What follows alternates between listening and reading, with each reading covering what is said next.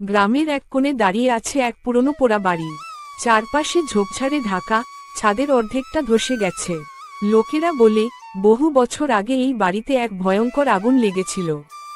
একটা মেয়ে, নাম ছিল অর্পিতা, সে ওই আগুনে পুড়ে গিয়েছিল।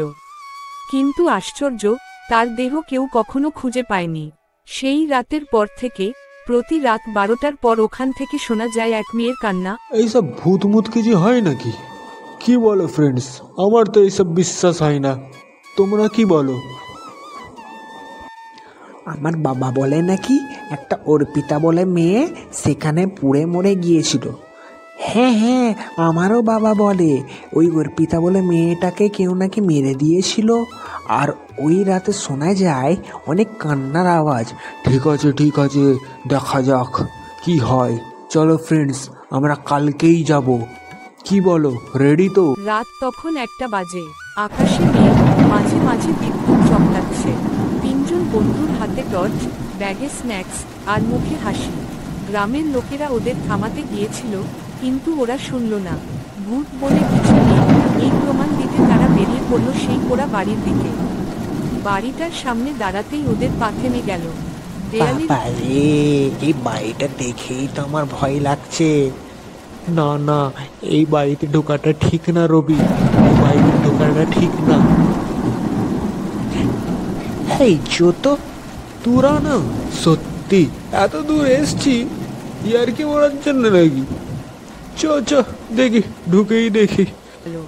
দেয়ালের ইটগুলো পোড়া কালো, জানালাগুলো ভাঙা। আর সবচেয়ে ভয়ঙ্কর ব্যাপার, বাড়িটার ভেতর থেকে আসছে এক অচেনা ঠান্ডা বাতাস, যেন কারো নিঃশ্বাস। দরজাটা আধখোলা ছিল।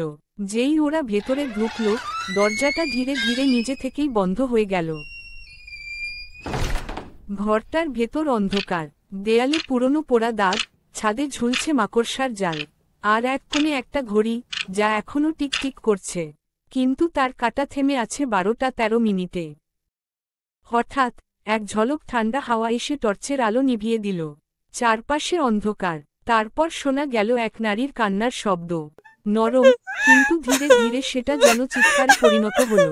পায়েল চমকে উঠে, শুনল কেউ কাঁদছে। নিতু, উপরের ঘর থেকে আসছে মনে হচ্ছে। রবি, আমার মনে হচ্ছে সিঁড়ির ওপর ওই রুমটা থেকে আওয়াজটা আসছে। তাহলে দেরি কিসের? যাওয়া যাক।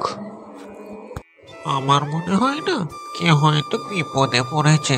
চলো গিয়ে তাড়াতাড়ি দেখি। রবি দেখ রে, ওইখানে কে চুল খোলা রেখে মনে হয় কেউ দাঁড়িয়ে আছে, কোনো মহিলা। দেখ। হ্যাঁ রে, তাই তো। কে ওইখানে?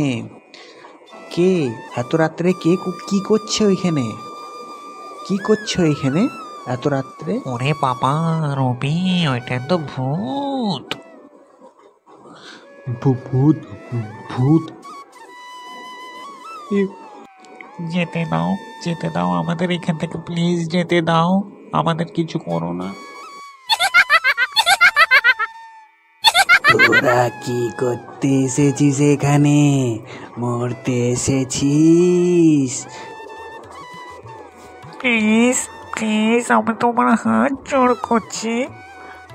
হাত জোড় করলে তো ক্ষমা পাবি না।